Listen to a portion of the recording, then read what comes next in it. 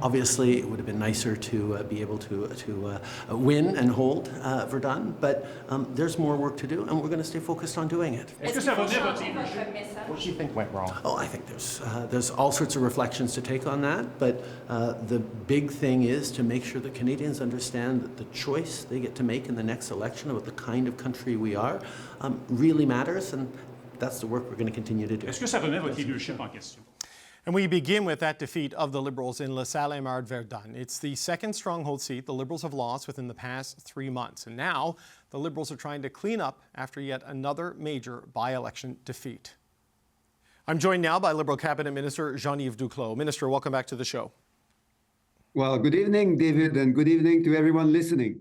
Was it a good evening for the Liberal Party last night, sir? Another major by-election in a Liberal stronghold, a must-win seat as it was described. How do you explain what happened last night? Well, please let me just first thank and congratulate the candidates, the ones that were elected, and equally importantly, the hundreds of volunteers, including the Liberal volunteers who gave a lot of their time and their efforts in the last few weeks. I've gone through elections myself, obviously, and I know how challenging, how intense it can be. So my words of gratitude. Now, obviously, that's the work of those Liberal volunteers wasn't designed to lead to yesterday's outcome. Many of them are sad, certainly disappointed with the outcome. It's tough, but we do politics not because it's easy, because it's tough, and it's because it's important for Canadians. Okay, but how do you explain the outcome? Why did the Liberal vote drop as sharply as it did, and how do you lose yet another seat held by yet another former cabinet minister? Well, there are some that would say it's a by-election. Others would say, well, it's not a general election, so people don't follow politics very much. Others would say, well, the Liberals need to do a better job at communicating and contrasting with what the other option would be, which is the Conservatives led by Pierre Poilievre. I would say that all of these things are true, but what the most important message that we take from that is that, yes, we have to look carefully at what drove the results, but more importantly, we need to work very hard to implement those things that we promised Canadians we would do, such as a dental care plan, farmer care, childcare, the most ambitious housing plan in 40 years, and all of those things that matter for middle-class Canadians and lower-income Canadians. Do you really think it's just a program delivery challenge at this point, Minister Duclos? I mean, yes, I know it was only a by-election, but about 40% voter turnout, which is high for a by-election, up 10% over a by-election in Montreal, the most recent one. I mean, this is a pretty high number and a pretty stark repudiation. I mean, does it really just come down to program delivery at this point? You know, as we said, there are a number of reasons, and others would also add that it was a very tight election, certainly in Montreal. But the most important thing is not to try to change that result, obviously, which we can't, although we're quite disappointed with it. We obviously respect that democratic outcome and thank voters for having voted in relatively large numbers, as you said, in the by-election. What matters more, however, is what we're going to do in the next year. There are people listening to us now, people with children below the age of 18 who haven't yet registered their child in dental care. Many of them would be eligible. So it's the type of thing that we need to communicate better, perhaps, and contrast with the alternative of the politics of Pierre Poilievre, which is about insults, lies, and cuts and austerity, which in my writing, certainly most people don't want to see. Right, and I know the Quebec City region, the Conservatives are a factor. They did well in Le Salle-et-Marne-Verdun compared to their historic vote, but they're still only 11% of the vote. It was the NDP who surged up to third and the Bloc who surged up to first to take the seat away from you. So I appreciate that you want the contrast with Pierre Poilievre, but the battle in Quebec is in a bunch of different fronts, and you've just lost a seat held by a former prime minister, held by a cabinet minister on the island of Montreal. I mean, that has to shake your confidence in your ability to turn this around. Well, it's correct to state that the only alternative to a Liberal government is a Conservative government led by Pierre Poilievre. Again, it's all about cuts, cuts, and cuts. People have chosen yesterday to vote for the NDP, which obviously most people will know broke their agreement with us just last week. So they are bringing down the confidence that Canadians have in them pushing for the things that we wanted to do together. And as for the Bloc, well, it's a natural, unfortunately, it's a natural reaction on the part of us, many of us Quebecers, sometimes to be confused about federal politics and to vote for the Bloc Québécois, which is really something that has very little benefit to us as Quebecers as part of a federation, which we want to put to the benefit of Quebecers. But Minister, what does it say that you have a Liberal Prime Minister from Montreal who couldn't campaign in a Liberal seat in Montreal, who wasn't on the leaflets and the posters your party printed off in Montreal, that you would think having a Prime Minister from that city would be an advantage in this by-election, and it appears to have been anything but?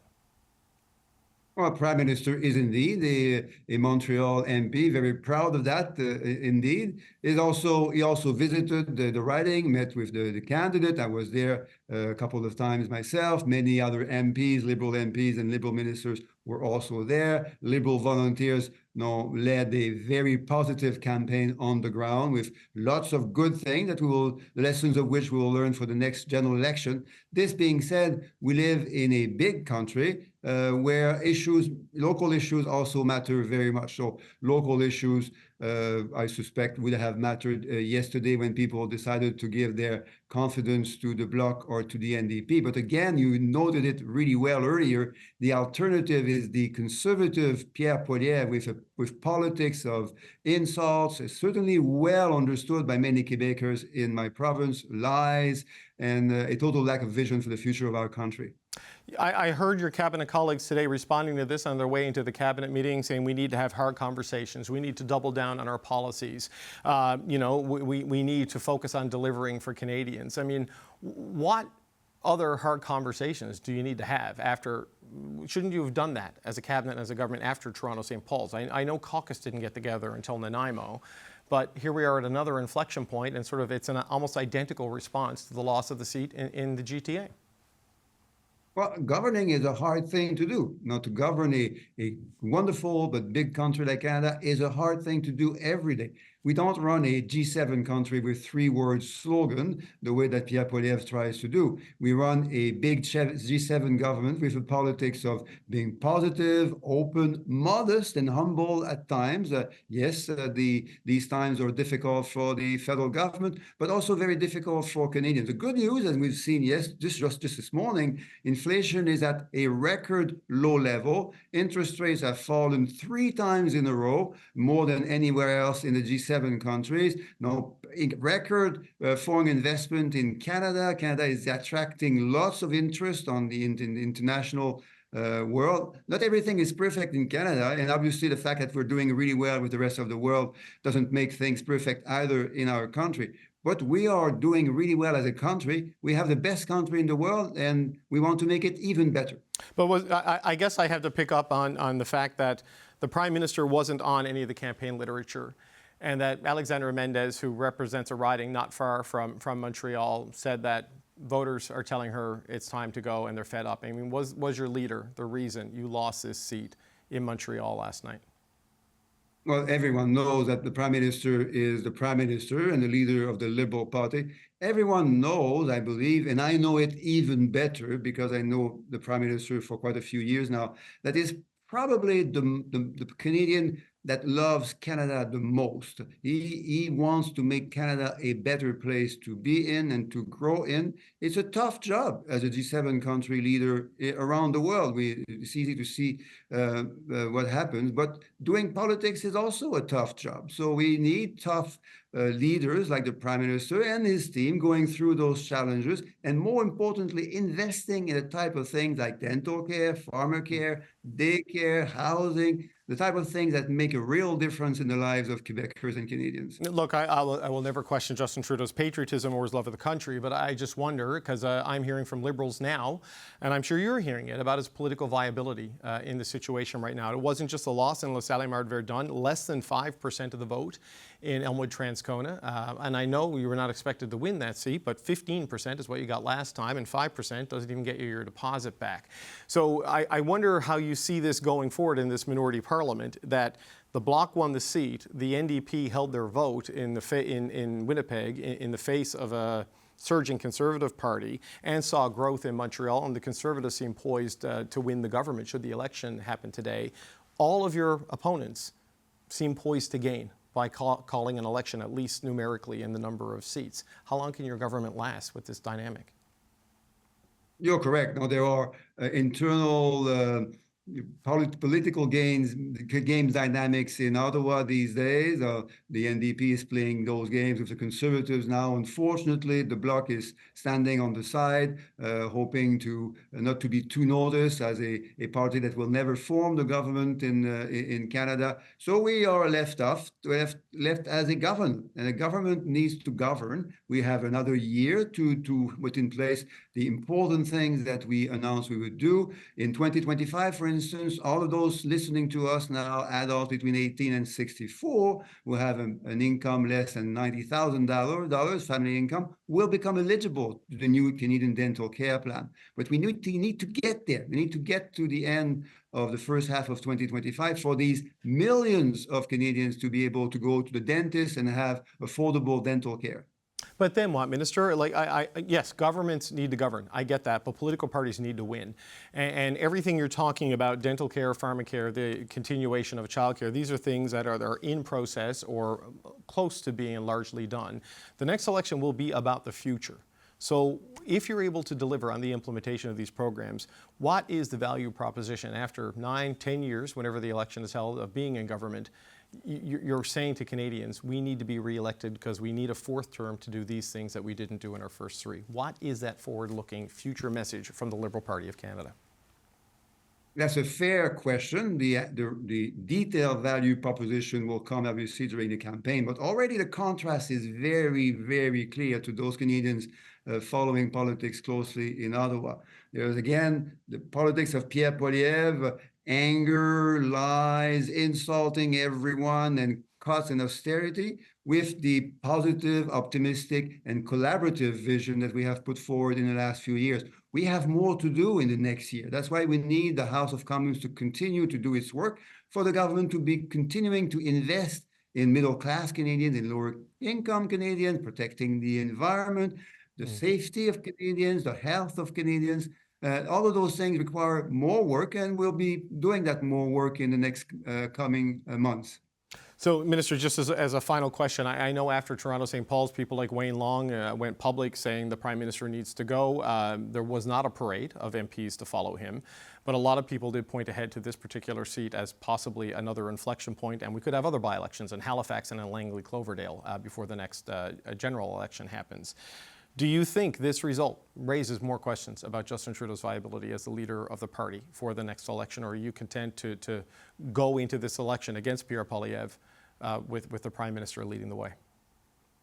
Not only do I have full confidence and full gratitude for my Prime Minister, our Prime Minister's job, but I'll be there to support him all the way, because he's the one that has inspired me, is inspiring me every day. The type of things we've done, the Canada Child Benefit, which reduces poverty by half of children are out of poverty because of what the leadership of the Prime Minister has created. Investment in supporting our seniors, our workers, in the economy that is going to grow very quickly in the years to come through the post-pandemic revolution. All of these things are possible because of his leadership. All of us ministers wouldn't be able to do the things we need to do for Canadians without the leadership and the great leadership of the Prime Minister.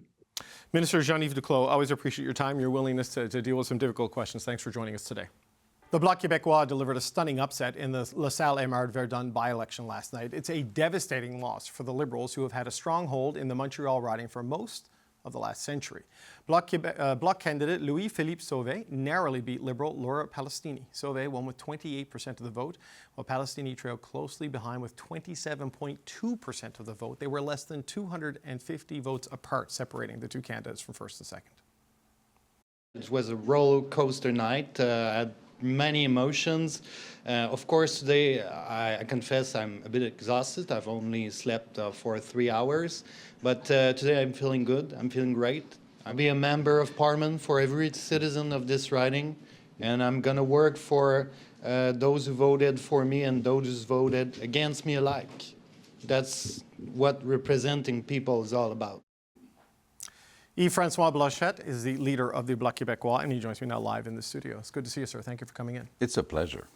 Significant win for Mr. Sauvé, for your party. What does this victory in La Salle-Verdun mean for Quebec politics at the federal level? It's quite important, not because there's one more MP for the Bloc Québécois, but because it shows that we are in a position to add some wins in the coming election, and that by itself gives us a stronger position to grab things from this Parliament. Not only things which are good only for Quebecers. When we ask for a C319 to be adopted by the Parliament and then implemented by the government, it's for all the elders throughout Canada and Quebec. It's good for everybody. The Liberals have voted in favor of it, so have the Conservatives and the NDP. But we do want this because nobody is fighting the fact that the money left in the pockets of the elders since the very beginning of the pandemic has been getting less and less and less, and something has to be done, and nobody seems to be doing it. So for people who don't know, Bill 319, this is a bill brought forward by your party that has gone through Parliament. It has not been given final approval, essentially, by the government, so money can be attached to it. And it would increase the OAS for people between the ages of 65 and 74 and allow them to make more wages, more income without having their GIS. The point is that before that did not exist, this discrimination between 75 and more and 74 and less did not exist. And then there's a difference of 10%, which has been created by the Liberals, which is odious, which is not acceptable. And we just said, let's change it. And they agreed. So now let's do it. And if you don't, we'll take good notes. So on that, in question period today, you said to the Liberals during QP that do this or get ready for an election. You have talked about using your new position with the end of the supply and confidence agreement to negotiate with the Liberals to get things that benefit your agenda. This piece of legislation, is that your red line? There's a confidence vote coming next week. Do you need an answer on what happens there before you decide how you're going to vote? We say what we do want to the Liberals and the Parliament. Now, we will have to vote every day on this or that. If something is good for Quebec, might be good for Canada also. If something is good for Quebec, we will vote in favor of it. If it's not good for Quebec, we will vote against. Most of the time, we try to change it in order to make it good for everybody, and mostly for Quebec, of course.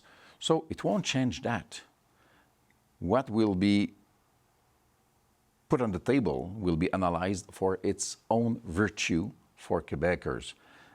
Of course, if we know that they intend clearly and no promises and no, let's discuss that for another 2 months, do what we ask, which is good for everybody in the coming days, we'll be more open-minded, but we will not vote in favor of something bad for Quebec, nor the opposite. Okay, we've gotten word or confirmation that the first opposition day is tentatively scheduled for a week from today, Tuesday of next week, which will be for the Conservatives, which is the confidence motion. They are promising to bring at the earliest possible moment, which would then have a confidence vote on Wednesday.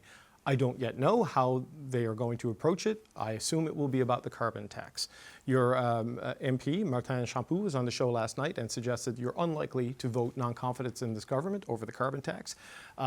Is that your position as leader still, and how do you think you will approach whatever it is we see next week from the Conservatives? First, it's no news. We knew for a long time now that the Conservatives intended to go on with that motion. And they know that they will lose, and they don't want to win. Let's be clear. You don't think they want an election? There are elections in 3 provinces. In those elections, the Conservatives are strongly competing. They need those electoral workers to be in the field. They want to use the parliament for a few weeks, throwing those slogans all over the place and making a show and moving the biceps around the place. But that's a show, that's part of the game. If it's a motion about carbon tax, I will remind everybody and use this stage to do it. There's been a deal, a carbon market between Quebec and California Cap and trade. for 10 years now, 11 years. I'm the environment minister who implemented it. It works very well. It covers a market containing more people than the whole of Canada. And in the years after this being implemented, Quebec economy was the strongest in Canada. Not because of that, but that did not go against this trend of Quebec economy. So we are in favor of a price on carbon. Our formula seems to be better and closer to what is being practiced and used in Europe. And the simple abolition of it is going back to, let's use a strong image like Mr. Poiliev does, going back to the time of dinosaurs. It's true that there is climate change. And they say, oh yeah, we believe it's true, but we intend to do nothing, and the price will be much higher. The fires, the floods, the consequences of climate change are real, and they are much more expensive than the price on carbon. So, look, based on all of this, it's very clear to me you are not going to bring down this government in a confidence motion that has to do with scrapping climate action, as the Conservatives are intending on doing. You've made that very clear. They should be very, very, very cunning and very good at writing it if they want us to read it to the end. Right. It will probably only be a show, because each time they have the opportunity to say something serious in that parliament, they don't. They just throw more slogans, and they say in French the Bloc libéral, and in English liberal NDP. Right. And that in the face of everybody makes no sense. They just repeat it over and again. They have nothing to say or to propose. So how do you walk this line that now you're facing in this parliament, sir, in that in trying to get what you want, you have to use your leverage against the Liberals, but using that leverage to the point of voting on confidence, you give the Conservatives what they want, which is an earlier election where they have a lot of money and a big lead in the polls. I'm not in the business of replacing Justin Trudeau with Pierre Poilievre. I know that Canadians really don't like Justin Trudeau, Quebecers not so much more. But I believe that for Quebec, Pierre Poilievre is no better than Mr. Trudeau. And if you look into it more precisely... Is he no better or is he worse? How do you, is he no better or is he worse, or is he just the same? How do you view it? Immigration, they're about the same place. Oil and gas, they're about the same place. French language, secularity of the state, they're about the same place. Healthcare transfers to Quebec and provinces, they're at the same place. In so many regards, they are alike. Pierre Poilievre is the closest Conservative.